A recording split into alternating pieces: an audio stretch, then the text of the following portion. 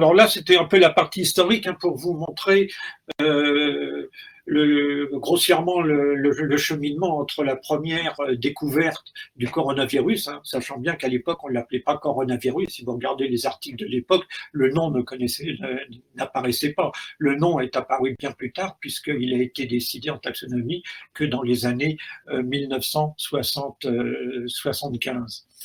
Ce qui vous montre que quand même la science c'est quand même quelque chose qui progresse à pas lents parce que très lentement parce que on veut lorsqu'on publie quelque chose être sûr du fait de ce que l'on publie et ça nécessite évidemment énormément de contrôle et il n'est pas évident d'étudier une particule comme le virus, puisque vous allez voir, je vais vous montrer en quoi concerne le virus. Alors, le SARS-CoV-2, donc, qui est le nom du virus, hein, Severe Acute Respiratory Syndrome, coronavirus type 2, hein, le premier ayant été trouvé en 1930. On ne lui a pas donné le nom de SARS-CoV-1 parce que on ne savait pas qu'il était le premier d'une lignée. Hein. Donc le V2 est apparu, le V1 n'a pas de nom, mais enfin c'est le SARS-CoV tout simplement. Alors, dans les années 70, 60, même 70, la microscopie électronique faisait des très gros progrès, ça faisait déjà un certain temps qu'elle existait, et on a pu photographier le sarcomavirus. C'est pour ça d'ailleurs qu'il s'est appelé sarcomavirus parce que coronavirus plutôt parce que je me suis trompé, hein, j'ai dit sarcomavirus, j'en parlerai tout à l'heure, c'est coronavirus et parce qu'il a quelque chose qui ressemble un peu, vous voyez, à une couronne solaire. Moi initialement je pensais que c'était une couronne type couronne royale, non, c'est couronne solaire la référence. Et sur cette photo de microscopie électronique, elle est très belle, elle est en couleur. Alors, souvent, on vous présente des photos de microscopie électronique en couleur. Alors, attention, hein, il ne faut pas croire que le coronavirus a une sorte de membrane jaune avec des petits pics, des petites étoiles vertes tout autour. Les photos de microscopie électronique, ce sont toujours des photos en noir et blanc. Et ça, c'est ce qu'on appelle une photo en fausse couleur. C'est une fausse couleur, bon, c'est pas vraiment une vision d'artiste, mais c'est réalisé en fausse couleur pour permettre bien de distinguer les différentes structures du virus. Parce que les premières photos, en fait, sont des photos en noir et blanc. Il faut savoir qu'un microscope électronique, c'est on n'utilise pas la lumière solaire, on n'utilise pas nos longueurs d'onde classiques qui vont du bleu jusqu'au rouge très lointain. Là, ce que l'on utilise, c'est simplement des électrons qui sont accélérés. Et l'image que vous avez là, c'est pas l'image du virus, c'est l'ombrage du virus, hein, parce que le virus, c'est comme nous, hein, c'est fait principalement de carbone, d'eau, d'oxygène et d'hydrogène, qui sont totalement transparents aux électrons. Et si on ne colorait pas ce virus, on ne le verrait pas en microscopie électronique. Alors la coloration est une coloration un peu spéciale, hein. C'est pas une coloration avec un colorant comme on utilise en microscopie optique. Ce qu'on utilise là comme colorant, ce sont des sels de métaux lourds. C'est un métaux lourd, c'est pas un métaux qui a nécessairement une lourde densité, enfin c'est lié aussi à ça. C'est un métal qui a une couche électronique énorme de façon à pouvoir absorber ou tout du moins détourner le faisceau d'électrons. Et ça, celui-ci a été coloré avec de l'acétate d'uranyle ou des sels de terres rares, lantane et autres. Donc, ce que vous voyez, c'est l'image du virus, et ça, c'est l'image telle que le donne la microscopie électronique. Alors, avec cette image, on a pu donner une taille au virus. Jusqu'à maintenant, on ne connaissait pas la taille du virus. La taille d'une bactérie, c'est facile, le microscope optique, on le voit, mais le virus, non. Vous voyez ma barre ici qui fait 100 nanomètres. En fait, un virus, c'est à peu près un virus, le sarcoma virus, lui, fait le SARC plutôt, excusez-moi, hein, c'est le SARC, ça me fait toujours pencher vers le sarcoma. Le SARC, le SARS-CoV-2, hein, lui fait 125 nanomètres de diamètre. Alors, Voici une autre image de microscopie électronique, également en fausse couleur, hein, toujours est en fausse couleur. D'ailleurs, vous voyez, le virus n'a plus la même couleur, hein, parce que l'artiste n'a pas pris les mêmes couleurs. C'est pour vous donner aussi une notion d'échelle. Cette photo a été faite sur des cellules nasales, et sur ces cellules nasales, vous avez des cils qui sortent de la cellule. Ce sont ces cellules-là. Qu'est-ce que c'est? Ce sont des protubérances cellulaires à l'intérieur duquel vous avez de l'actine. Il faut savoir que l'actine, c'est la charpente des cellules, et c'est des faisceaux d'actine qui se prolongent hors de la cellule avec la membrane cellulaire autour. Et ici, vous avez le virus. Ça vous donne un peu une image du virus, puisque ça, c'est un dixième, un centième d'une cellule. Et c'est pour ça que lorsqu'on fait les tests de virus, on les fait au niveau de la fosse nasale et au fond de la fosse nasale, parce que là, il y a une certaine concentration du virus qui se fait avant de descendre dans les poumons. Alors, pour parler comme on est en notion de taille, 125 nanomètres, ça vous dit peut-être pas grand-chose. On va voir un peu ce que ça représente dans l'échelle des systèmes vivants et des cellules. Le diamètre des virus en général, et je prends tous les virus en général, ça va de 10 à 400 nanomètres. On n'a pas, à ma connaissance, de virus qui fassent plus de 400 nanomètres. Et notre SARS-CoV-2, lui, fait 125 nanomètres. Si vous prenez une bactérie, elle fait de 0,3 à 3 micromètres de diamètre. Ici, vous avez une coli, la bactérie classique, hein, c'est celle que l'on trouve dans nos intestins. Elle fait en moyenne 2 micromètres de longueur. Elle est allongée, il y a la longueur et le diamètre, ça c'est à peu près sa longueur, 2 micromètres. Ce qui fait qu'elle est grossièrement 16 fois plus grosse que notre virus, que notre SARS-CoV-2. Et maintenant, si on regarde une cellule type cellule humaine, comme celle-ci, cellule eucaryote, en moyenne, on peut dire 50 micromètres de diamètre, c'est-à-dire 25 fois la bactérie, mais 400 fois la plus grande. Voilà, excusez-moi, c'est moi qui ai fait. Voilà, elle fait 400 fois le diamètre de notre virus de SARS-CoV-2, 400 fois. Alors, quand on parle là, on parle de diamètre. Alors, en fait, le virus, c'est une petite boule, ça a un volume, comme la cellule a un volume. Donc, la taille du virus, c'est pas 400 fois plus petit que notre cellule, mais il faut mettre ça au cube, puisqu'on est dans une présence d'un certain volume. Ce qui fait que dans une cellule, vous pouvez avoir plusieurs milliers, dizaines de milliers lors d'une infection de particules virales. Voilà, ça, c'est simplement une autre représentation pour bien se faire une échelle en tête du virus. Ici, j'ai ramené une cellule eucaryote normale, si on peut dire. Ça, c'est la taille à peu près d'une bactérie par rapport à la cellule eucaryote.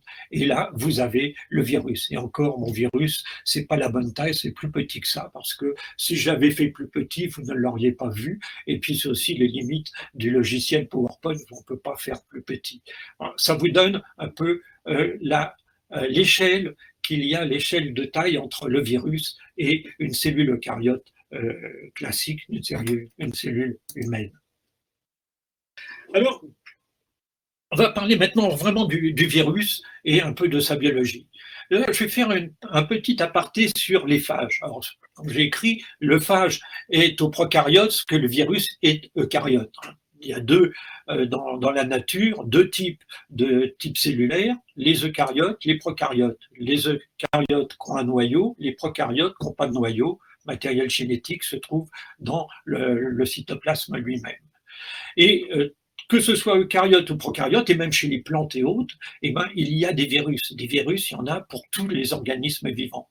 Et ici, c'est un virus, je vous le présente parce que bon, il est assez beau, il représente quelque chose. Si vous connaissez le livre d'Huxley, la guerre des mondes, il peut représenter un peu ce type d'organisme qui vient d'un monde extérieur, sauf qu'il est à une autre taille que dans le film d'Huxley, avec une sorte de tête, un corps et puis des pattes. Alors ça, c'est ce qu'on appelle la capside. Ici, c'est ce qu'on appelle la queue. Et ça, ce sont des protubérances de la queue.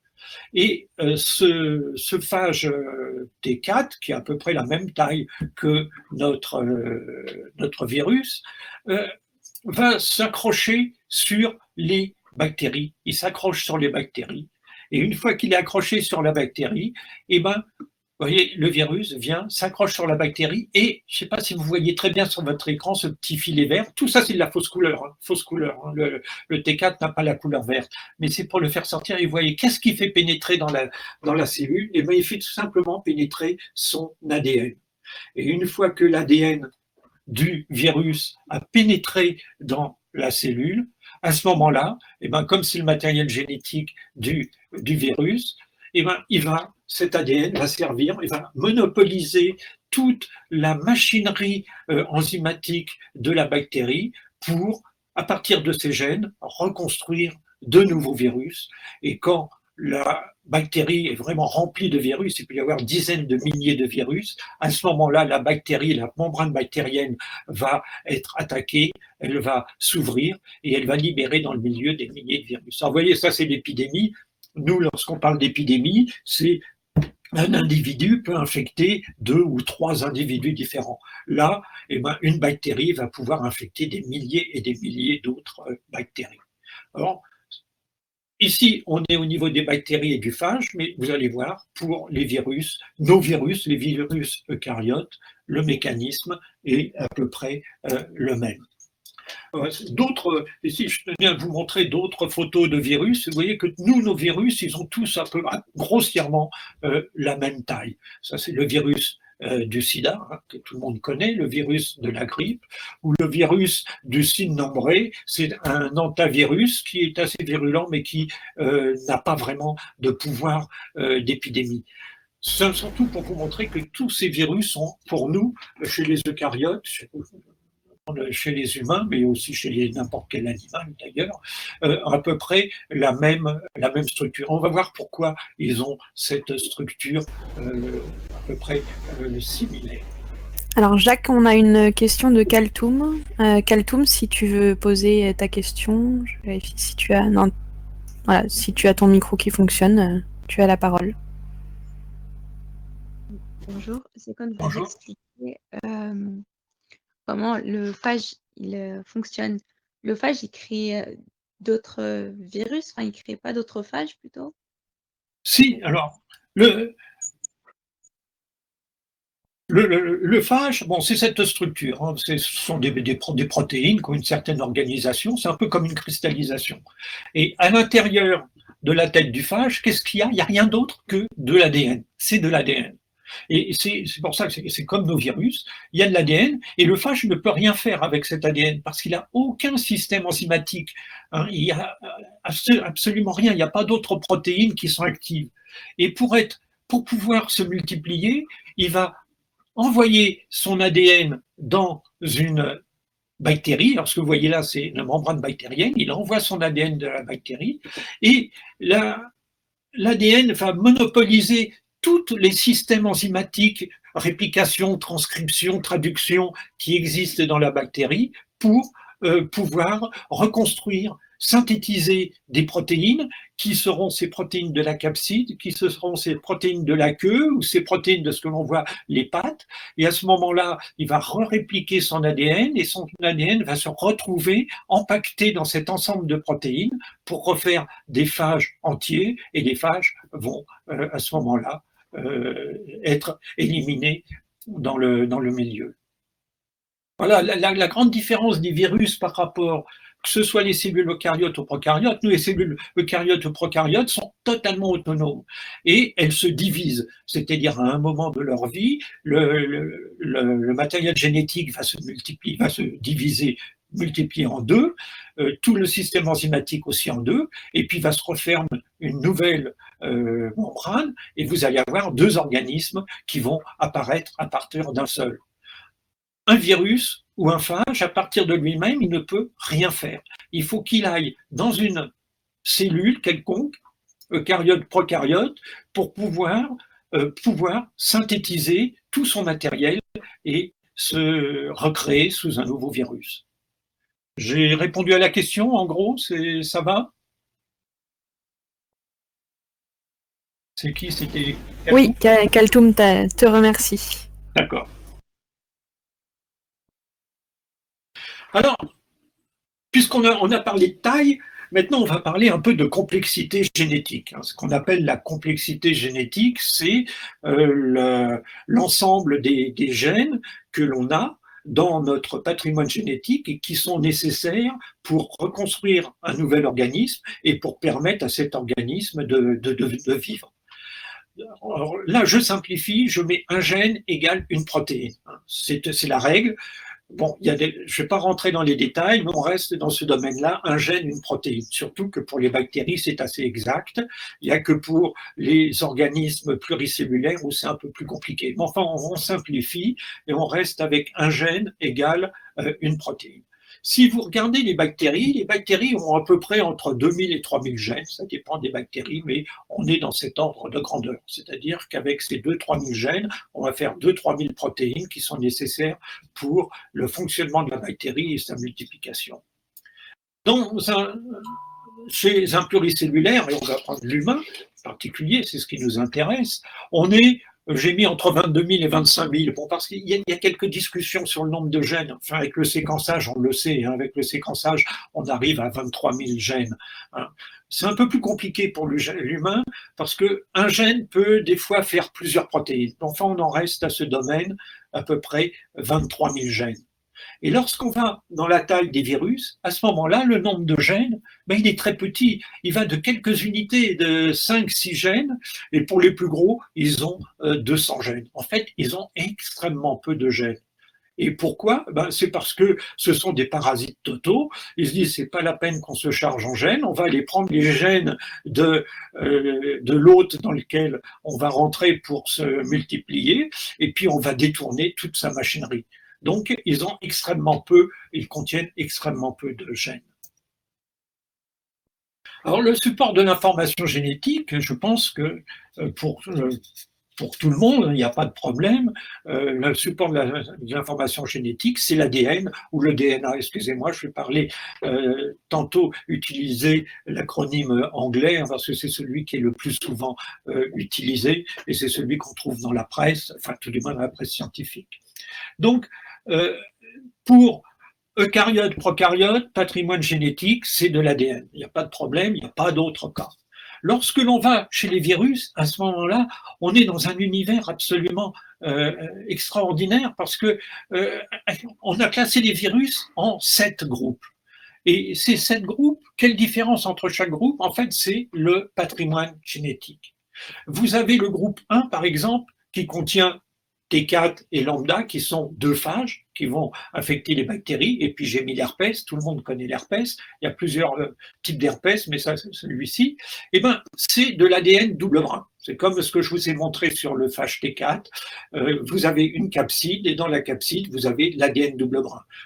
Lorsqu'il y a infection, l'ADN rentre dans l'hôte et puis à ce moment-là, il monopolise tous les mécanismes de l'hôte, transcription, traduction, pour faire ses propres protéines et pouvoir après sortir de l'hôte et envahir d'autres cellules. Vous avez un groupe 2 que je ne suis pas rentré dans les détails parce que les virus de ce groupe-là sont peu, on les trouve pas dans nos maladies, j'ai cherché, il n'y a pas d'épidémie qui sont liées à lui, mais enfin il existe, c'est de l'ADN. Alors si je mets des S, ça veut dire double strand DNA, c'est la terminologie, l'acronyme anglais. Hein. Double strand, c'est-à-dire double chaîne d'ADN. Le groupe 2, c'est ssDNA, c'est un single strand DNA, c'est de l'ADN simple brin. Il n'y a qu'un seul brin d'ADN qui va rentrer dans l'organisme. Dans le groupe 3, c'est double strand RNA. Alors là, on arrive dans un domaine un peu particulier, puisque le matériel génétique n'est plus de l'ADN, mais c'est de l'ARN. Chose que l'on ne trouve pas chez nous. L'ARN, c'est simplement un élément pour nous, dans nos cellules, c'est un élément qui va véhiculer l'information du noyau dans le cytoplasme pour être traduit en protéines. Là, le matériel génétique, c'est un double strand RNA, c'est de l'ARN qui se trouve sous double brin. Par exemple, le rotavirus qui provoque des gastro chez les nourrissons. Vous avez le groupe 4. Alors là, vous allez voir qu'on est vraiment dans les systèmes un peu plus compliqués, qui nous intéressent, puisque c'est le SARS-CoV, qui est et je en parlerai tout à l'heure plus en détail, qui est un single-strand RNA, donc un ARN simple brin, son matériel génétique, mais ici on a mis plus. Pourquoi? Parce que c'est un ARN simple brin qui, lorsqu'il pénètre dans la cellule, peut tout de suite être traduit en protéine. Il n'est pas complètement traduit en protéine, mais il a une protéine qui est traduite et qui va lui servir à refaire des brins d'ARN. Je rentrerai dans les détails tout à l'heure. Excusez-moi. Voilà. Ensuite, vous avez pour l'ARN simple brin, single strand RNA, l'ARN simple brin, mais moins. C'est-à-dire que cet ARN, quand il rentre dans une cellule, il ne peut pas donner directement de protéines. Il faut qu'il soit répliqué sous la forme d'un ARN single strand plus, c'est-à-dire le complémentaire, comme l'ADN à deux brins, le complémentaire, et c'est le complémentaire qui va être traduit en protéines. Et ça, c'est ce que l'on trouve pour la rougeole, la rage, la grippe, Ebola. Vous savez, le groupe 6, alors lui, le groupe 6 est un peu, enfin, pas particulier, mais historiquement, il est quand même très intéressant. C'est le single-strand RNA, donc on est toujours avec l'ARN simple brin, mais tiré RT, et RT veut dire reverse transcriptase. Alors, c'est un ARN simple brin qui code pour une protéine qui s'appelle la reverse transcriptase. Et c'est ce qu'on a trouvé chez le virus du sarcome de Roux. Alors, historiquement, c'est quelque chose d'extrêmement important parce que cette reverse transcriptase qui a été décrite par Temin et Baltimore, qui ont eu le prix Nobel dans les années 70, c'est un enzyme qui a complètement révolutionné notre vision de la biologie moléculaire. Avant, il y avait un dogme qui était, vous avez l'ADN qui va être transcrit en ARN et l'ARN va être traduit en protéines. Et là, avec la reverse transcriptase, qu'est-ce qu'on a trouvé? C'est une protéine qui va rétrotranscrire l'ARN en ADN. C'est-à-dire que le flux d'informations qui passe de l'ADN à la protéine, là on a un élément qui fait que l'ARN va retourner à l'ADN. Et cet enzyme est extrêmement important, il est apparu dans les années 70 et ça a été une révolution dans toute la biologie moléculaire parce que tout ce que l'on a pu faire et ce que l'on fait jusqu'à maintenant, c'est grâce beaucoup à cette enzyme. On a pu faire ce qu'on appelle le clonage, c'est-à-dire amplifier un gène particulier. Maintenant, on peut faire du séquençage, on peut faire énormément de choses. Et vous allez voir tout à l'heure, dans une méthode de détection du virus, pour savoir si une personne a le virus ou pas, et ben on utilise cette protéine qui est la reverse transcriptase. Donc ça a été vraiment, dans l'histoire de la biologie moléculaire, à partir de ce virus, vraiment un très grand pas. Alors, le VIH, si je vous montre le VIH, c'est pareil. Le VIH, c'est un ARN simple brin qui a la reverse transcriptase. Alors lui, il a un autre danger par rapport à certains virus, c'est que l'ADN, une fois que l'ARN pénètre dans la cellule, je vous montrerai tout à l'heure pourquoi, je ne veux pas vous perturber avec ça, l'ARN, lorsqu'il rentre dans la cellule, il va être rétrotranscrit en ADN. Et là, le piège pour nous, et c'est le cheval de Troie, le VIH, dès qu'il est rentré dans une cellule, il est transformé en ADN et cet ADN va s'intégrer dans notre génome. Et il est complètement noyé dans le génome, c'est-à-dire qu'il n'a plus de différence avec les différences d'autres gènes, puisqu'il ne traduit pas, il ne donne pas les mêmes protéines, mais c'est de l'ADN comme l'autre ADN. Ça, c'est le gros problème du VIH. Ce sont ces virus qui vont s'intégrer dans notre génome. À ce moment-là, il faut des stratégies bien spéciales qui leur sont spécifiques si on veut lutter contre ces épidémies. Et alors sa méthode d'intégration, qui est aussi une méthode d'intégration, on verra comme pour nous le SRAS, qui est à peu près la même. Hein. Vous avez le VIH, donc qui est une petite capsule, une petite boule. À l'intérieur, vous avez son patrimoine génétique, donc qui est de l'ARN simple brin. Et puis vous avez des protéines qui sont autour, qui sont en excroissance. Et ces protéines vont pouvoir interagir avec une protéine qui se trouve sur les lymphocytes, qui s'appelle CD4, Et en interagissant avec CD4, alors c'est là qu'on rentre dans un système un peu plus complexe, hein, je ne vais pas vous... Oula, attendez, je fais une erreur. Voilà. Je veux revenir à la taille initiale, j'y arrive pas. Voilà. Une fois que votre virus est rentré en interaction avec cette protéine CD4 via cette petite protéine qui est là, il va monopoliser d'autres protéines qui sont sur la membrane. Alors, il faut savoir que les membranes des cellules eucaryotes, par rapport aux bactéries, ce sont des membranes absolument, je ne vais pas dire floues, mais très fluides. Et les protéines qui sont ancrées dedans, elles se déplacent. Et ainsi, eh bien, vous avez d'autres protéines qui vont se déplacer, qui vont faire un complexe tel qui fait que la membrane de votre virus va fusionner avec la membrane de la cellule eucaryote, et ainsi l'ARN qui est à l'intérieur du virus va pouvoir pénétrer dans la cellule eucaryote. Vous voyez, c'est une stratégie qui est différente du T4. Le T4, il injecte l'ADN comme vous avez un moustique qui va vous injecter, vous piquer, vous injecter des enzymes pour fluidifier votre sang et pomper le sang. Hein. C'est une aiguille. Là, ce n'est pas une aiguille, c'est simplement une fusion entre la membrane du virus et votre cellule. Et ainsi, il va faire pénétrer son patrimoine génétique sous la forme d'ARN. L'ARN va être retranscrit en ADN et va s'intégrer à votre génome. Je pense que c'est clair tout ça. Je reviendrai un peu dessus aussi pour notre SARS virus. Et alors le dernier virus, qui est le virus de l'hépatite B, j'en parle parce qu'ils sont quand même importants, virus de l'hépatite B, et puis aussi le virus de la mosaïque du chou-fleur. La mosaïque du chou-fleur, c'est pour vous montrer que les virus, il y en a absolument partout, hein, dans tous les organismes qui sont vivants, et même chez les plantes. Alors là, c'est non plus un ARN single strand, mais c'est des sRNA-RT, c'est un ARN qui est double brin, hein, donc une certaine stabilité, et qui code aussi pour la reverse transcriptase et qui va permettre de transformer cet ARN en ADN. Alors, comme j'en suis à l'ARN et l'ADN, il faut savoir que ces virus, surtout ceux qui sont simple brin, et peut-être j'en reparlerai tout à l'heure, mais ça me vient à l'esprit actuellement, c'est notre ADN, il est double brin. Quand il y a des réplications de cet ADN, c'est des mécanismes extrêmement complexes et avec des systèmes dits de réparation. Lorsqu'il y a une faute, la faute est réparée. Pourquoi? Parce que vous avez un brin plus, un brin moins.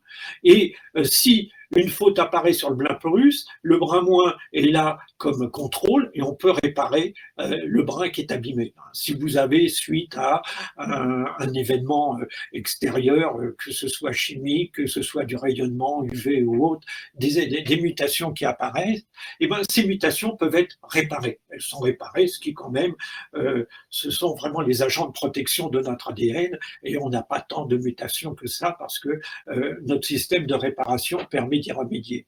Mais quand vous avez un ARN simple brin, vous n'avez pas le complémentaire de la matrice. Et s'il y a un événement quelconque chimique et autre qui va faire une mutation, ben cette mutation, elle va perdurer. Ce qui fait que ces ARN, ces virus qui sont à ARN simple brin, ont une tendance à muter beaucoup plus vite que ceux qui sont à ADN. Alors, la complexité, tout à l'heure, je vous ai parlé de complexité en général. Bon, on va passer assez rapidement dessus. Hein. Simplement, il y a une très grande variabilité. Vous voyez, l'herpès virus du zona, par exemple, eh ben, il fait 200 à 200 gènes. Et puis, vous en avez qui font que là, à peu près, le VIH fait 9 gènes. Bon, 3 et 6, je ne rentre pas dans les détails. Ebola fait que 7 gènes. Vous voyez, ce sont des génomes extrêmement petits. Poliomavirus, lui, en taille, fait 5 kb. 5 kb, c'est-à-dire 5 kilos base paire, parce que c'est un ADN double brin, donc ça fait 5000 paires de bases. Et lui, il a une autre stratégie dans son génome. Le génome est très petit, il y a peu de gènes, mais il utilise la même stratégie que nous, que les cellules, que notre patrimoine génétique à nous, que notre ADN, où vous avez des gènes qui peuvent coder pour plusieurs protéines par un mécanisme qu'on appelle épissage alternatif. Je ne vais pas rentrer dans les détails, mais savoir qu'un gène peut des fois donner 2 types de protéines. Et nous, notre SARS-CoV-2, qui induit la Covid-19, là j'ai mis les maladies entre parenthèses dans le Covid-19, c'est un ARN qui fait 30 kilobases, je ne mets pas BP puisqu'il est simple brun, 30 000 bases, et qui code pour 10 gènes. Alors on va voir un peu maintenant quels sont ces gènes. Alors avant, on va parler de cette famille de SARS et voir un peu la stabilité de leur génome. Le SARS-CoV-1, il est issu de la chauve-souris, c'est-à-dire que son réservoir, on dit c'est la chauve-souris. Le réservoir, c'est la chauve-souris. La chauve-souris le supporte très bien et il n'est pas toxique que pour elle. Pourquoi? Parce que elle a eu des mutations aussi, cette chauve-souris, qui fait qu'elle a pu se préserver de l'effet nuisible qui est l'expansion du virus et elle arrive très bien avec. Et elle l'a certainement en le mordant, on ne sait comment, elle l'a fait passer dans la civette. Et dans cette civette, cette civette, de la civette, c'est passé à l'homme. Alors ça, c'est arrivé dans les années 2003 à peu près, et ce SARS-CoV a à peu près,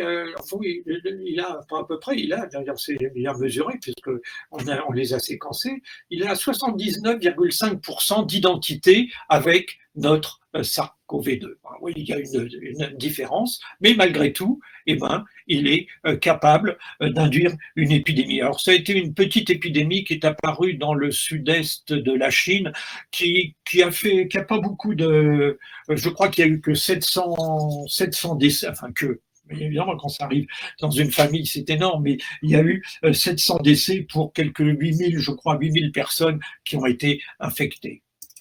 Vous avez le MERS-CoV. Alors, le MERS, pour Middle East, Respiratory Syndrome, plutôt,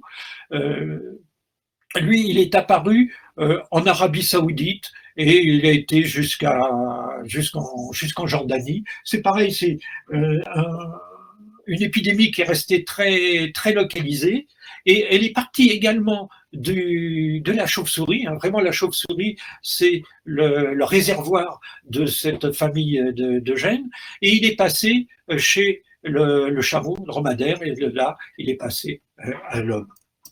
Et celui qui est actif actuellement, le SARS-CoV-2, lui, il a été découvert en 2010, mais l'épidémie est partie en 2019 en passant de la chauve-souris au pangolin et du pangolin à l'homme. Alors comment passe-t-il du pangolin à l'homme? Ça c'est le gros problème des pays asiatiques où sur les marchés, tous ces animaux-là, si vous allez sur un marché, que ce soit au Laos, au Vietnam ou autre, vous trouvez une multitude d'animaux qui servent pour l'alimentation. Et donc le pangolin était présent sur ces marchés et il a dû certainement fait passer le virus de lui-même à l'homme. Et le virus du pangolin, qui est présent chez le pangolin, n'est pas exactement le même que le nôtre. Il a 90% d'identité. Alors vous voyez, chez tous ces virus, vous avez 79, 50, 90% d'identité avec le génome du SARS-CoV-2. Là, on parle du génome complet. Maintenant, si on parle sur une toute petite partie du génome, et on va voir cette petite partie du génome qui est intéressante et importante pour l'infection, à ce moment-là, vous avez une partie du génome où vous avez jusqu'à 98 et même 99% d'identité. C'est ce que je vous ai montré ici, avec la ressemblance entre le SARS-CoV-2 et celui du pangolin. Et vous voyez, là, ici, vous avez presque au niveau, si vous comparez des séquences en aminoacides, des séquences d'acides aminés, c'est-à-dire qui correspondent à la protéine, vous voyez, vous avez extrêmement peu de différence. Or, c'est cette protéine qui est importante et on va voir en quoi cette protéine est importante. Voilà, ça c'est simplement donc je vous montre ici l'échelle en paire de base, en base paire, bon, parce qu'on parle en ADN, mais sans ça c'est en ARN chez lui, mais pour les analyses on a été obligé de le transformer en ADN. Et voilà ici ce qu'on appelle ORF, encore un terme anglais, pour dire Open Reading Frame. C'est-à-dire ce qu'on appelle Open Reading Frame, c'est la séquence qui va être après transcription, traduite en protéines. Et vous avez ici les gènes, 1, 2, 3, 4, 5, 6, 7, vous avez les 10 gènes. Et les gènes qui sont importants pour nous, ce sont ces petits gènes-là. Voilà. Alors ici, vous avez le gène, lequel que le N, je ne vois plus où est le gène N. Bon, peu importe, il y a un gène qui est N, qui va, lui, s'associer avec le génome, avec l'ARN simple brun lors de l'infection. Lorsque, dans votre cellule, la cellule aura produit énormément un grand taux d'ARN matrice, et ben cet ARN va s'associer avec une protéine, la protéine N, de façon un peu à le compacter. Et autour, qu'est-ce qu'il va y avoir? Et ben vous allez avoir un jeu de construction, un peu comme une cristallisation, sauf que là, ce sont des protéines, et des protéines qui vont se mettre et refaire, ici, vous voyez, un nouveau virus. Et dans ce nouveau virus, vous avez une protéine qui est importante, c'est la spike glycoprotéine. Cette spike glycoprotéine, c'est celle qui possède cette séquence avec un très haut taux d'identité avec les autres organismes. Alors, simplement un petit rappel pour comprendre un peu le mécanisme d'infection et d'expansion de ce virus. Ça, c'est une cellule classique. Je pense que pour tout le monde, il n'y a pas de problème. Vous avez la membrane cellulaire. Bon, je n'ai pas mis tous les détails sur le centriole et autres, puisque ça ne nous intéresse pas. Ce qui nous intéresse ici, vous avez le noyau. Autour du noyau, vous avez une membrane, puis vous avez une autre membrane autour du noyau qui se répand un peu partout, pas vraiment partout, mais qui reste à proximité du noyau et qui se répand dans la cellule. Et puis ici, vous avez une autre structure qui s'appelle l'appareil de Golgi. Alors, on en parle très peu quand on fait la description des cellules, on parle très peu de ces éléments. Or, ces deux éléments sont des éléments absolument importants, surtout chez les organismes pluricellulaires. Pourquoi? Parce que ce sont les éléments de communication. Et vous voyez ici le réticulum endoplasmique qui fait des petites bulles. Il se désagrège en petits morceaux, en petites bulles. Il en est de même pour le Golgi qui fait ces petites vésicules. Quand on voit une photo microscopique de cellules, vous avez ces objets-là. C'est stable, c'est fixe.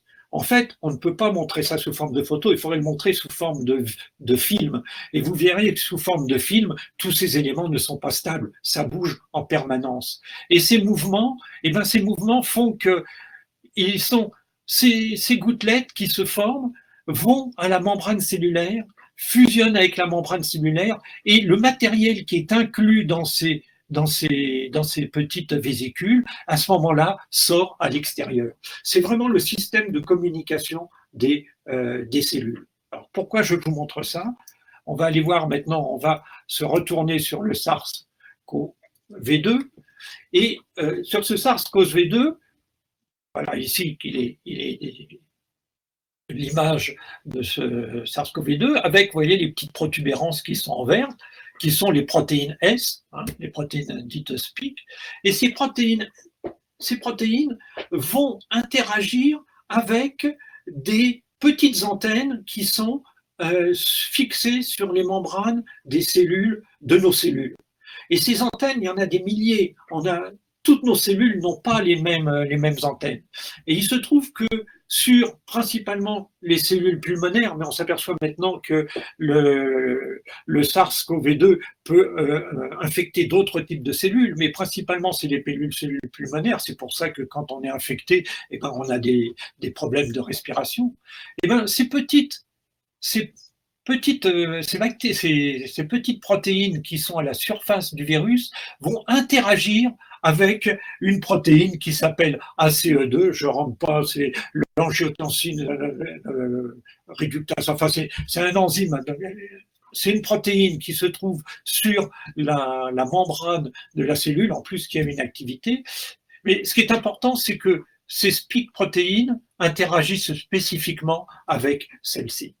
Alors, qu'est-ce que ça fait? Lorsque le virus, par l'intermédiaire de son spike protéine, interagit avec ce récepteur qui est à la surface de la cellule, ça va permettre, comme tout à l'heure je vous ai montré pour le HIV, la capside du virus va fusionner plus ou moins avec la membrane cellulaire, et une fois qu'il aura fusionné, il va libérer son ARN dans la cellule. Alors, je vous ai dit que l'ARN est un ARN sens, plus, pourquoi? Parce que ici, vous allez avoir une protéine tout de suite qui va être traduite. L'ensemble ne sera pas traduit, mais ça va être traduit pour une polymérase, une virale polymérase protéine, qui va permettre la traduction du brin plus quand il sera fait. Alors, vous avez un autre système qui va permettre la multiplication. Ce brin plus va être transcrit en brin moins, et de ce brin moins, on va ressortir des brins plus. Voilà un système d'amplification. Et lorsque vous aurez un certain nombre, enfin, dès qu'il y aura accroissement du brin plus, le brin plus, lui, va être traduit en protéines et va vous redonner les protéines de la capsine, de la membrane, de l'enveloppe et des spics. Et lorsque tout cet attirail de protéines sera présent avec votre ARN, ils vont reformer la protéine N va s'associer à l'ARN du virus, puis cette structure va s'associer avec ces fameuses gouttelettes du réticulum endoplasmique qui sont là. Et alors, attendez, excusez-moi, zut, je n'arrive plus à rediminuer la... Voilà. Jacques, donc, je me permets juste une petite interruption, pardon, pour préciser à tous que, en raison de la petite coupure qu'on a eue, on peut se permettre de décaler, de terminer la conférence à 12h30.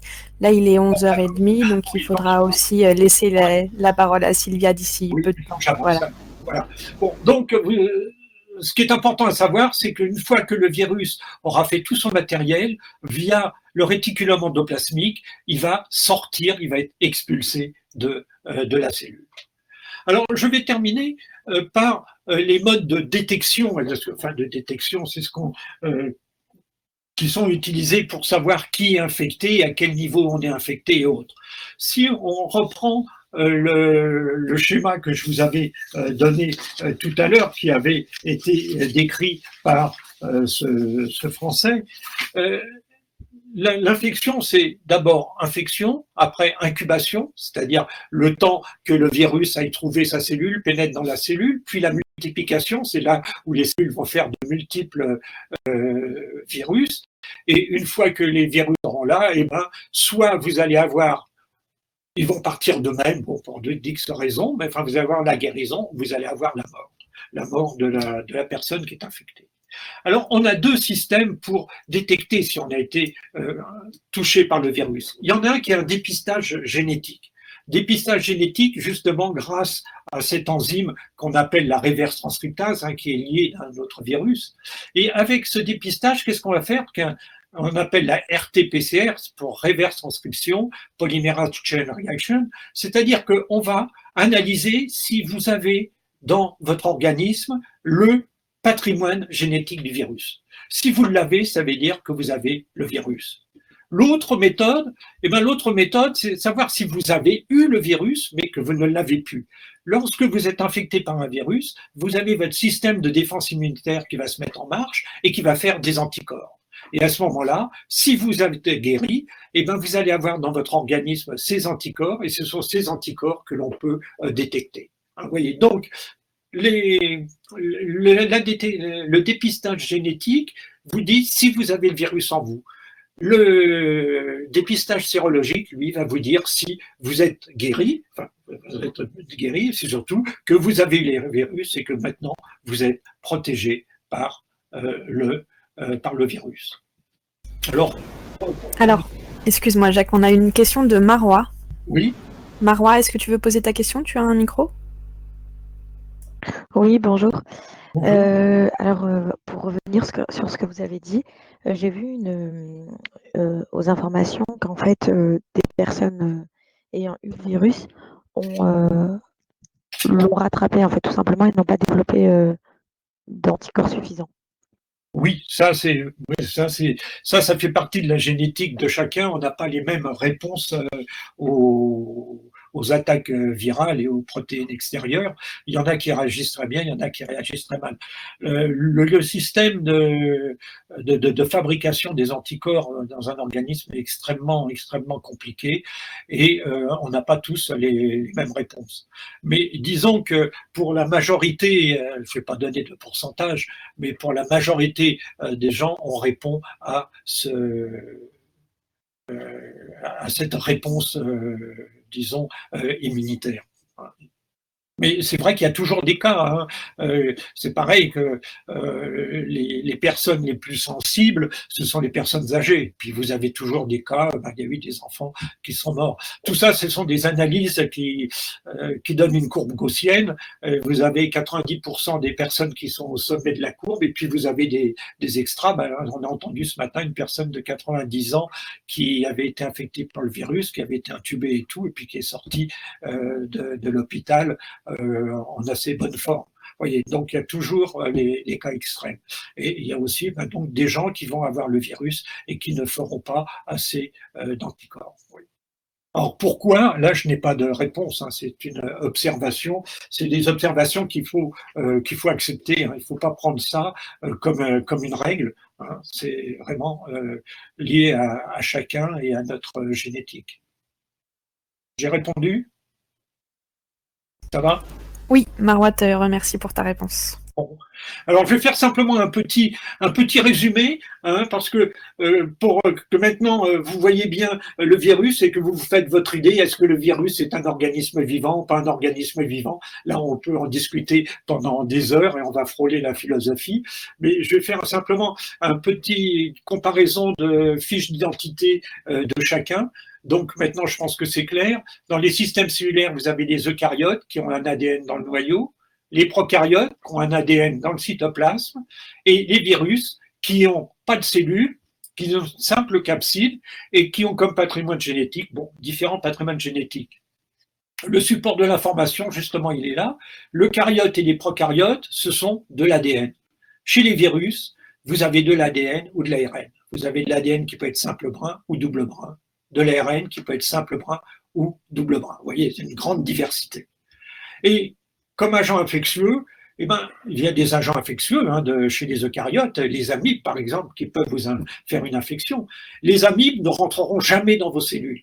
Ce sont toujours une infection extracellulaire. Chez les prokaryotes, les infections, ils sont aussi infectés, mais c'est toujours extracellulaire. Mis à part, il y a un cas. Il n'y a guère que le rickettsia, qui est une petite bactérie qui peut rentrer dans les bactéries, mais c'est un cas extrêmement rare. Lui, pour les virus, vous êtes dans un système où l'infection sera toujours intracellulaire. C'est pas parce que tant que le virus véhicule hors de vos cellules, il ne se passe rien.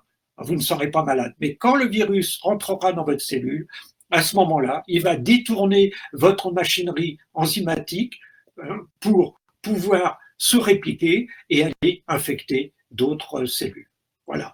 Sur ce point, je pense que je vais terminer. Je pense que je parle un peu vite, que j'ai peut-être été un peu rapide, mais j'espère que vous avez maintenant une bonne image du virus et que vous comprenez un peu comment il fonctionne. Voilà, je vous remercie. Merci à toi, Jacques. Il y a plusieurs participants qui te remercient également pour ton intervention. Alors, j'attends de voir s'il y a des questions. Sinon, on va pouvoir laisser la parole à Sylvia et il y aura évidemment un temps de questions générales sur les deux interventions à la fin de l'intervention de Sylvia. Voilà. Bon, je prends ma caméra. Vous m'avez assez vu. Tu as paru. Oh non, Jacques, j'aimerais bien te voir encore. Non, comme tu veux. Qu'est-ce qu'il y a? Oui. Attends, parce que quand je le mets, il me demande des autorisations et autres. D'accord, bon, comme tu veux. Voilà, Non, c'est pas immédiat. pour avoir un visage au moins à qui m'adresser. Bonjour à toutes et à tous. Est-ce que du coup je démarre, Anaëlle, ma présentation? Oui, tu as la parole, vas-y. Ça marche, merci beaucoup.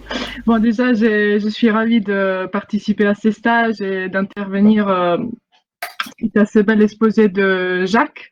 Donc Jacques, dis-moi, c'est que l'image que j'ai mis dans ma présentation, elle est complètement fausse, même si très jolie, c'est ça? Oui. C'est une vision d'artiste. Ok. Non, mais elle est quand même bien représentative, savoir que c'est une boule et sur lequel il y a des petits picots, quelle que soit la taille des picots et autres, peu importe. Ce sont les petits picots qui sont intéressants parce que c'est eux qui permettent au virus en fait d'attaquer les cellules. Ça marche, ok. Bon, en tout cas, c'était juste un peu pour l'illustration. Donc, ce que je voudrais faire dans cette présentation, c'est Tu veux vraiment que je reste ou pas? Comme tu veux. Non, non, moi ça m'est égal. Comme c'est à toi de voir, comme tu veux. De toute façon, Je veux tu pas me laisses. voilà, qui Ça te voit. marche, ok. On va faire ça. Et donc, oui, ce que je vais faire, c'est de proposer quelques considérations un peu plus générales. Je pense que ça sera un peu un zoom out par rapport à la présentation de Jacques et des considérations qui vont être surtout du point de vue de l'évolution, de la biologie évolutive et de l'écologie, qui sont les deux disciplines auxquelles je m'intéresse en tant que philosophe des sciences de la vie. Donc l'idée, ce sera vraiment de considérer l'homme en tant qu'organisme vivant, comme en tant qu'espèce Homo sapiens. Donc je vais d'abord, je vais d'abord commencer par parler de cette interaction Homo sapiens-virus, donc entendant le virus de façon très générale, comme un cas particulier d'interaction hôte-parasite.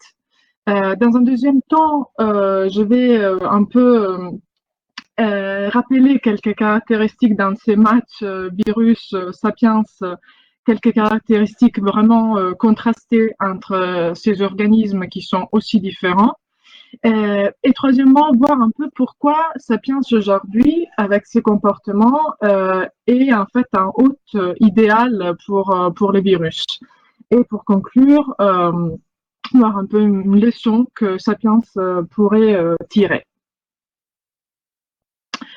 Alors, pour commencer, je pense, vous savez que la représentation classique, enfin, qu'on peut aujourd'hui du vivant, ça passe par ces représentations de l'arbre. Donc là, c'est des classifications qu'on appelle phylogénétiques, donc qui sont faites sur la base de qui est plus proche de qui. Et on a donc cette vision de l'arbre, là ici avec les eucaryotes, les archées, les bactéries, qui nous donne une vision un peu statique, n'est-ce pas, des choses. En réalité, il faut imaginer qu'il y a en permanence des interactions très étroites au sein de l'arbre du vivant, qui sont des interactions, bien sûr, on peut penser, je ne sais pas, des interactions intra-espèces, par exemple dans une population de lions, mais en fait, qui sont aussi des interactions en permanence avec des organismes qui sont très différents, y compris, bien sûr, là donc on a l'arbre du vivant, mais on a dans les jeux aussi les virus. Donc Jacques a très bien expliqué le problème. Est-ce qu'on va considérer que les virus sont en partie du vivant? C'est un très grand débat, mais ce qui est sûr, c'est que il participe dans l'histoire évolutive de ce qui se passe au niveau du vivant. Il rentre en jeu et même ils ont un rôle important. Donc, en fait, il y a plusieurs sortes d'interactions étroites entre organismes qui sont différents. Qui peuvent être de plusieurs sortes. On peut avoir des interactions qui sont dites mutualistes, c'est-à-dire que les deux organismes tout en étant très différents, ils cohabitent, la plupart, ils peuvent cohabiter de façon plus ou moins étroite. Et les deux, en fait, ont un avantage. On a un exemple que vous connaissez tous, je pense, qui est celui de notre rapport avec les microbiotes, avec les bactéries dans notre intestin. Nous, bah, on peut pas se passer d'eux, et eux, à la fois, on représente pour eux un écosystème. Donc là, dans les deux cas, c'est avantageux. Après, il y a des interactions étroites entre organismes différents qui sont plutôt des relations antagonistes, comme par exemple les interactions prédateurs-proie. Là, j'ai mis un exemple des milieux marins. On peut imaginer des crustacés qui sont des prédateurs-casseurs et qui vont se nourrir des mollusques. Et donc, voilà, il y a une interaction étroite qui est de ce type-là. Et enfin, celle qui va nous intéresser, c'est l'interaction dite de parasitisme.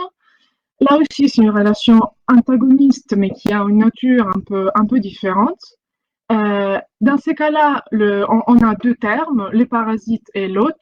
Les parasites vont avoir un avantage et l'hôte va avoir un désavantage. Sylvia, je me permets de t'interrompre Oui. déjà. On a une question de la part d'Elif. Elif, si tu as ton micro, tu peux prendre la parole.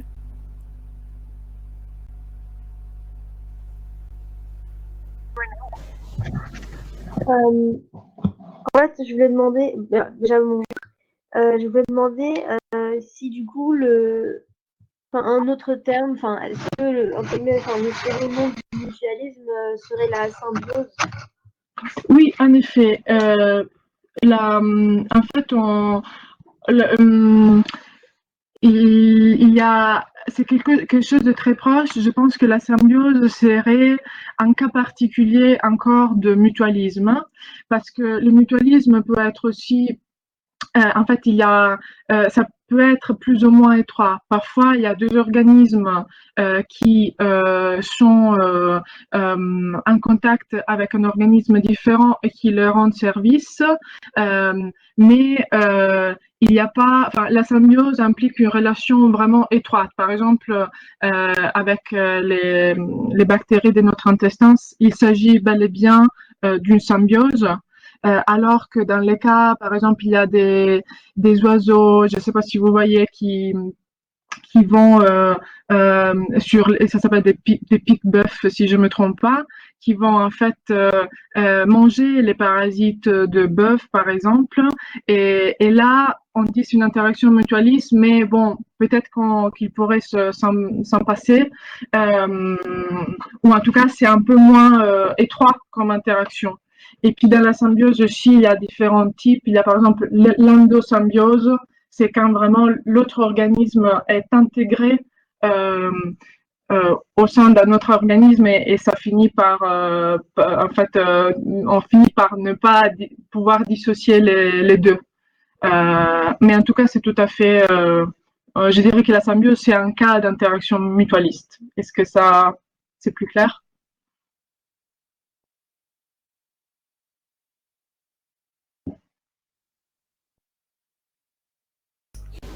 En tout cas, je suis d'accord avec cette réponse aussi. Okay, bon. Elif est en train de répondre. Déjà... Oui, elle te remercie. Ça marche.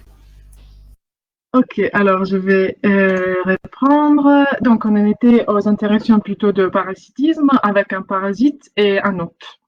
Alors, donc, parmi les interactions hôte-parasite, il y en a qui sont observables à l'œil nu. Je ne sais pas si quelqu'un d'entre vous reconnaît ces images. Enfin, est-ce qu'il y a quelqu'un qui pourrait me dire, voilà, s'il reconnaît un hôte et un parasite dans ces deux images?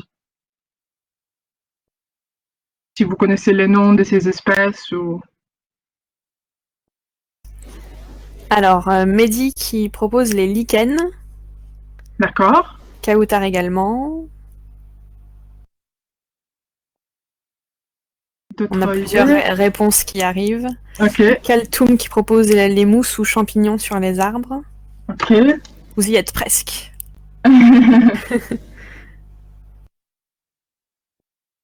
Alors, Kautar dit, peut-être sur la deuxième photo, donc celle du crabe, une tumeur. Ok, d'accord. Ça marche. Bon, disons que voilà, pour la première image, peut-être qu'il y a des lichens aussi, si on regarde bien, je sais pas. Annelle, je sais pas ce que tu en penses, mais en fait, au niveau plus macroscopique, en fait, ces boules vertes là que vous voyez, que vous avez peut-être vu à la campagne, c'est du gui. C'est l'espèce Viscum album. Je vais faire apparaître le nom tout à l'heure. Et en fait, c'est des plantes qui n'ont pas de racines et qui vont en fait se fixer sur un arbre hôte dont il va absorber la sève. Donc en réalité, on dit plutôt que c'est un hémiparasite. Il n'est pas complètement parasite parce qu'il fait quand même un peu de photosynthèse. Bon, je pars sur les contrôles d'Anaël. Mais en tout cas, voilà. Et je pense aussi que, enfin, pour les lichens, par contre, je pense pas qu'on les qualifie de parasites. Je sais pas, Anaël, si tu veux ajouter quelque chose. Non, je pense qu'en effet, c'est pas considéré comme un parasite pour les lichens. Je ne suis que modératrice aujourd'hui, Sylvia. C'est toi qui es conférencière. Je demande l'aide de la modératrice. Non, mais je pense que peut-être sûrement il y a des champignons qui sont parasites. Mais bon, dans cette image, voilà, c'était plutôt les gui. Et pour la deuxième image, effectivement, ça. Bon, la tumeur, en fait, c'est qu'on dit tumeur, c'est généralement ça vient de l'organisme lui-même, des cellules de l'organisme lui-même qui deviennent cancéreuses et qui se multiplient de façon qui n'est pas bonne pour l'organisme. Là, c'est en fait ces sacs-là orange que vous voyez, ça s'appelle saculine, c'est Saculina carcini, et c'est la chose incroyable que c'est un autre crustacé de la famille des cirripèdes, mais donc qui va attaquer le crabe, donc un autre de sa même famille, et qui va s'installer ici et se développe de cette façon. Donc c'est des crustacés bien particuliers. Ce que je voulais dire par là, c'est que voilà, on a des formes parasitiques que on peut voir, observer à l'œil nu.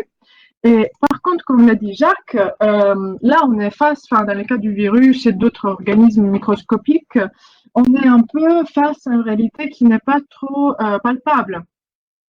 On voit les effets. Dans le cas du virus, on va voir les effets, les symptômes, mais jamais on va voir directement les virus. Mais tout ça pour dire que voilà, ça fait les types d'interactions. De façon plus générale, c'est une interaction hôte-parasite, donc qui peut prendre plein de formes dans la nature. On a une petite question de la part de Mehdi qui demande si le lierre, du coup, peut être considéré comme un parasite. Ah, bonne question. Je pense pas que ça serait... il faudrait que je vérifie, mais je pense pas que ça serait un parasite, parce qu'après, il y a des parasites stricts qui vraiment peuvent pas vivre que... je pense que le lierre a ses propres racines, donc je ne crois pas, mais à vérifier, sauf si la modératrice vient à mon aide. Oui, en effet, je pense que le lierre, c'est juste une liane, donc qui va parfois gêner un peu les arbres sur lesquels il pousse, mais il n'est pas parasite dans le sens où il est indépendant pour faire sa photosynthèse. Voilà, en fait, c'est ça la question. Même le gui, il est hémiparasite parce qu'il fait quand même un peu sa photosynthèse, mais il va quand même prendre la sève de l'arbre hôte. Donc voilà, il y a plein de cas. C'est juste pour dire que voilà, il y a plein d'interactions de cette sorte dans la nature. Même pour les interactions mutualistes, c'est très compliqué. Enfin, il y a tout un continuum d'interactions plus ou moins étroites. Dans ces cas-là qui nous occupent, on a une interaction qui, dans le cas du virus, une interaction qui se joue, enfin, les choses se jouent entre le système immunitaire de l'hôte et les virus avec sa stratégie de réplication. Donc, en gros, les virus, ce qu'il veut faire, c'est de faire des copies de lui-même. Et l'hôte, il a son système immunitaire qui permet de se protéger. Voilà. Alors, je vais passer à présenter quelques caractéristiques contraster entre virus et sapiens. Alors, je vais en présenter deux. Donc, Jacques nous a déjà donné une idée, un aperçu de différence au niveau des tailles, pour se rendre compte un peu au niveau des tailles. Et moi, je voudrais un peu présenter ce qui est des différences de l'ancienneté évolutive du virus contre la jeunesse de notre jeunesse, on va dire, en tant qu'espèce. Et puis, une question de rapidité et de lenteur par rapport à la question de mutation dont Jacques aussi a un peu déjà parlé. Alors, pour ce qui est de l'ancienneté et jeunesse, là, vous voyez une représentation en fait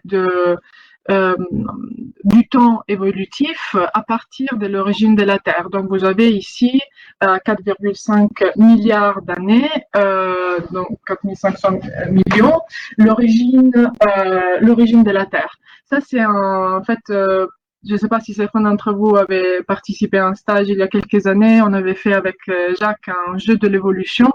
Voilà, donc ça c'était les plateaux et on jouait avec les cartes pour placer les organismes au moment de leur apparition. Et donc là, vous avez la distance entre, vous voyez, ces points-là et ces points-là, les deux nœuds, en gros, c'est 100 millions d'années. Donc, on avance sur la corde jusqu'à aujourd'hui. Et du coup, qu'est-ce qu'on peut dire? Que si on regarde quand le virus est apparu, on est là à 3 milliards d'années à peu près. Hein. Enfin, c'est toujours quand il s'agit des origines, la question est vraiment très débattue et on ne sait pas non plus, il y a un grand débat, est-ce que c'est apparu avant ou après les premières cellules? On ne sait pas trop, c'est un peu le paradoxe de l'œuf et de la poule, parce qu'il y a plusieurs hypothèses. Il y a certains biologistes qui pensent que oui, les virus sont apparus en premier, je crois notamment les virus à ARN, et d'autres qui pensent en fait que c'est d'abord la cellule qui est apparue, et les virus seraient une sorte, enfin, ce seraient des gènes qui sont échappés à la cellule. Je ne vais pas du tout rentrer dans les débats, mais quoi qu'il en soit, on est à peu près autour de 3 milliards d'années. D'accord? Et donc, à un certain moment, il y a commencé à se jouer cette sorte de lutte, on va dire, d'interaction qui a duré très très longtemps, qui dure toujours entre virus et bactéries.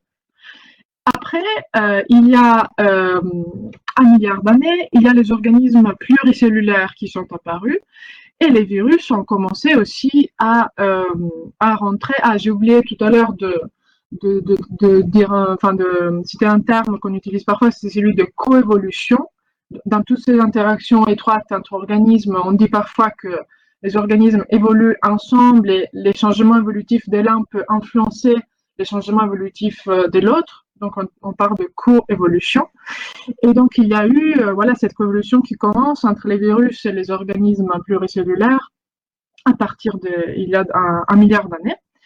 Et si on va regarder ensuite les hominidés, bah, c'est vraiment très très récent, il y a 7 millions d'années. Et pour l'espèce sapiens, c'est vraiment hier d'un point de vue du temps évolutif. Donc tout ça pour se rendre un peu compte que voilà, on a affaire avec des pseudo-vivants, des objets, des virus qui ont une certaine expérience sur la planète que nous n'avons pas, si on envisage les choses d'un point de vue temporel. Ok. S'il n'y a pas de questions, je passe à la deuxième caractéristique de contraste parmi sapiens et virus, c'est rapidité contre lenteur. Alors, Jacques l'a très bien expliqué. Les virus utilisent la machinerie cellulaire de l'hôte pour se multiplier et il peut y avoir des erreurs dans ces processus de réplication.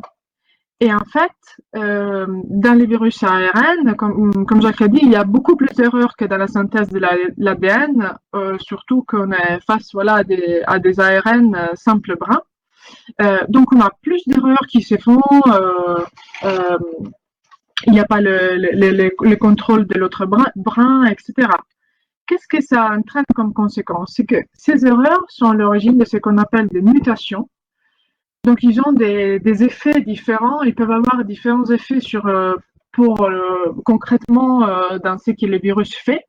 Alors, certaines mutations ne sont pas viables. Donc, les virus meurent parce que l'erreur, elle est pas, voilà, elle est trop, elle va mettre en danger critiquement le fait de la vie du virus, ou bien ne rien changer, c'est une erreur, on va dire, négligeable, ou bien cette mutation peut ouvrir de nouveaux horizons, par exemple dans sa contagiosité. Donc voilà, et l'effet que, enfin, dans tous les organismes, il y a des mutations, sauf que là, ça s'est fait à un rythme très très élevé avec un taux d'erreur très important. Et donc, ça fait que, voilà, par rapport au rythme des sapiens, tout ça est vraiment très rapide, parce que finalement, si vous y pensez, la défense que Sapiens peut avoir, c'est soit les systèmes immunitaires. Là, bon, je vais pas rentrer dans les débats qui est très compliqué, mais en tout cas, on peut dire que les systèmes immunitaires doivent en quelque sorte apprendre à avoir affaire avec cette nouveauté, que ce soit au niveau de l'individu ou au niveau de la population. C'est très débattu aussi dans les médias. Et l'autre défense que pourrait avoir Sapiens, c'est la technique, les moyens techniques, la science, le développement médical, des vaccins, etc. Mais ça aussi, ça demande un certain temps. On va dire que c'est les côtés spécifiques de l'homme pour essayer de réagir à ça par rapport à un autre mammifère, par exemple, qui aurait que le système immunitaire pour se défendre. Et donc, voilà. Ceci dit, donc voilà, ça c'était deux caractéristiques un peu que je tenais à préciser. Maintenant, pourquoi on peut dire que Sapiens est un hôte idéal aujourd'hui? Eh ben, la question c'est que, effectivement, si on essaie de se placer un instant du point de vue du virus, on est une espèce très intéressante parce qu'on est 7,5 milliards d'hôtes sur la planète, d'hôtes potentiels, qui ont tendance à se regrouper dans des villes et dans des métropoles et qui ont énormément d'échanges, qui ont inventé des moyens de transport de toutes sortes pour se déplacer rapidement. Et donc voilà, il ne faut pas oublier que la seule logique du virus, entre guillemets, pour parler de façon imagée, c'est de faire des copies de lui-même. Donc c'est quand même très intéressant de ce point de vue. Et comme Jacques l'a déjà dit, certains virus qui se sont avérés être dangereux pour Sapiens ont fait un saut d'espèce, ce qu'on appelle en anglais un spillover. Et à partir d'un hôte initial, je crois que c'est encore débattu pour le Covid-19. Enfin, je n'ai pas très bien compris s'ils ont tranché, mais je pense par exemple entre la chauve-souris et les pangolins, si j'ai bien compris, c'est pas encore totalement tranché. Mais imaginons que prenons la chauve-souris comme exemple. Il y a cet hôte initial qui a appris à vivre avec les virus. Donc il a ces virus, mais c'est pas mortel pour cet hôte. Et puis, si on est en contact étroit avec cet hôte, les virus, il manque pas de sauter sur l'occasion de faire plus de copies de lui-même. Il suit cette logique, voilà, très basique, qui est faire des copies de lui-même. Et ce qu'il y a, c'est que certains comportements actuels, récents d'Homo sapiens augmentent les occasions de contact avec des espèces exotiques, donc augmentent les probabilités du saut d'espèces. Donc là, j'ai représenté chauve-souris, pangolin et singe, par exemple. Et si on regarde, si on essaie de s'intéresser un instant aux causes un peu lointaines, éloignées de pourquoi il y a plus de contacts, on a plusieurs choses. D'un côté, l'effet qu'on détruit leurs écosystèmes, les écosystèmes de ces espèces exotiques, par exemple avec la déforestation. Là, j'ai trouvé ces passages dans un document de l'Organisation mondiale de la santé qui concerne l'épidémie d'Ebola en 2014, Ebola aussi qui était très probablement dû à des espèces de chauve-souris, enfin un virus qui était initialement chez la chauve-souris, et qui nous dit des données probantes suggèrent que la disparition des forêts résultant de ces activités, estimée à plus de 80%, a rapproché des animaux sauvages potentiellement infectés, notamment les espèces de chauves-souris qui constitueraient un réservoir naturel pour le virus Ebola, de lieux d'habitation humaine. Donc apparemment, voilà, s'il n'y a pas la forêt, il y a un rapprochement entre habitation humaine et espèces exotiques, et les sauts d'espèces, c'est beaucoup plus simple. Et l'autre chose, bien sûr, Jacques en a parlé aussi. L'autre chose, c'est qu'on en fait un commerce avec des marchés et avec des conditions hygiéniques très très mauvaises. Et pourquoi on en fait un commerce? C'est soit pour des raisons alimentaires, parce que certaines cultures estiment que c'est bon à manger, et d'autre part pour des raisons soi-disant médicales. On pense qu'il y a pour des usages de pharmacopée, qu'il y aurait des propriétés bénéfiques, par exemple des écailles du pangolin. Et c'est ça la raison qui pousse à en faire un commerce. Mais d'ailleurs, je pense que dans les réglementations, c'est interdit de faire ça. Mais de façon illégale, on continue de les faire, et voilà, et avec les conséquences qu'on a vues. Et donc, c'est que pour conclure, quelles leçons Homo sapiens pourrait tirer de tout cela? Eh ben, je pense que l'idée, c'est que il y a un gros avantage quand même qu'on a par rapport au virus, c'est qu'on a un cerveau, une intelligence, et on pourrait en faire profiter au mieux.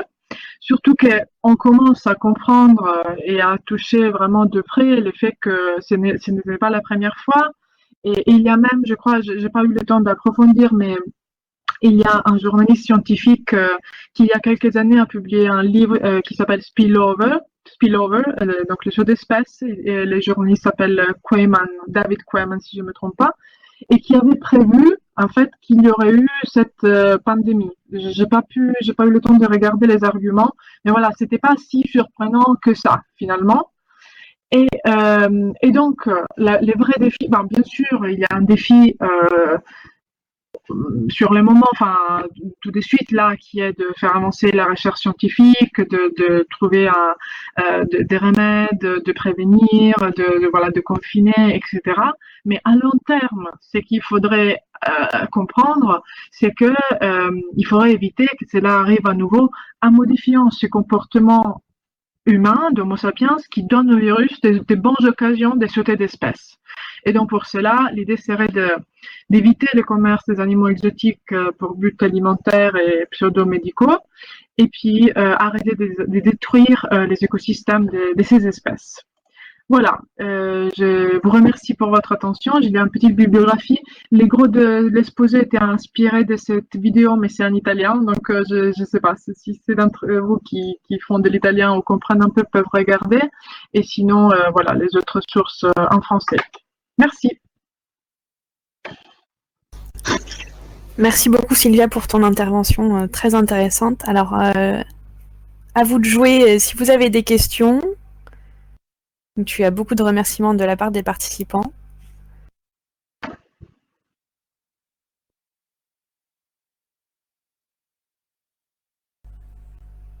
Je vois, les enfants sont des parasites. Oui, il y a eu un peu d'échanges parallèles suite à ta présentation sur les différents types d'interactions. Et d'ailleurs, voilà, il y avait des interventions notamment de Salomé qui parlait de commensalisme. Est-ce que peut-être tu peux revenir un petit peu sur les différents types d'interactions entre organismes? Oui, bien sûr.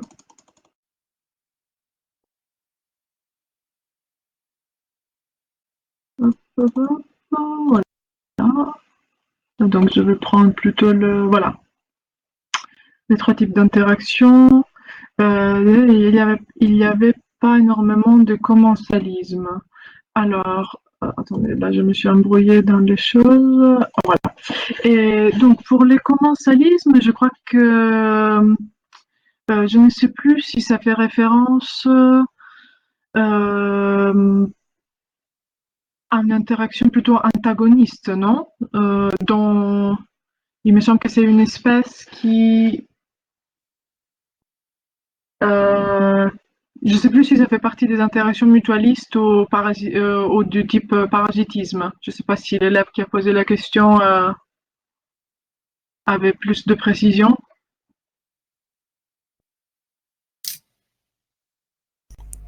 Alors normalement, c'est plus généraliste encore. Comme la symbiose est un cas particulier de mutualisme, le commensalisme, c'est une interaction qui est pas encore vraiment dans le parasitisme, mais qui est pas non plus vraiment positive. Je crois que c'est peut-être profitable pour un et pas qui gêne pas l'autre. C'est ça. Comme ça. Ouais. Voilà. Donc effectivement, il y a toutes sortes de cas de figure dans ces interactions. C'est un peu aussi difficile de les classer finalement, hein, parce que bon, le prédateur-proie, c'est facile, et entre mutualisme et parasitisme, il y a un peu un continuum d'interactions possibles, et aussi parfois, c'est pas toujours évident de comprendre est-ce que c'est profitable pour l'un ou pour l'autre. Parce que je me souviens, par exemple, cet exemple que j'avais amené des pique-bœufs, il paraît que voilà, ces oiseaux vont enlever des insectes qui parasitent le bœuf, mais parfois donc pour l'oiseau c'est avantageux, mais parfois en les enlevant ils font des petites blessures, donc c'est un peu débattu parfois de comprendre. Il y a certains cas où c'est évident, enfin pour nous et notre microbiote c'est évident, c'est une symbiose mutualiste, tous les deux on est très contents de la chose. Pour les parasitismes, virus, hôtes, c'est évident qu'on n'est pas content du tout. Et après, il y a des cas intermédiaires dans la nature qui sont très divers. Et voilà, qu'il faut selon les situations, on peut ranger dans un type d'interaction. Je pense que ça répond à la question de Mehdi qui demande si les interactions entre individus traversent tous les cas de figure. Traverse tous les cas de figure. Je pense qu'on peut trouver, on pourrait s'amuser regarder si on fait un grand tableau avec un peu les parasitismes d'un côté, les mutualismes de l'autre, on peut peut-être classer différentes interactions et on va, je pense, bien remplir toutes les possibilités, oui.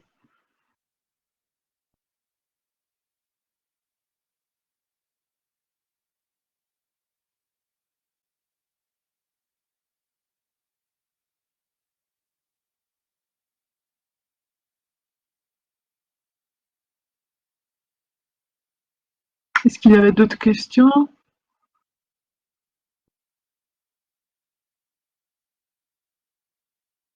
Allô? Pour le moment, pas d'autres questions. Ah ok, non, parce que j'avais fait une manip, j'ai dit, oula, c'est bloqué. Ah d'accord, on t'entend bien, pas de souci. Alors j'ai l'impression que personne n'a de questions ni pour Jacques ni pour toi, Sylvia. Pour Jacques non plus? Ok.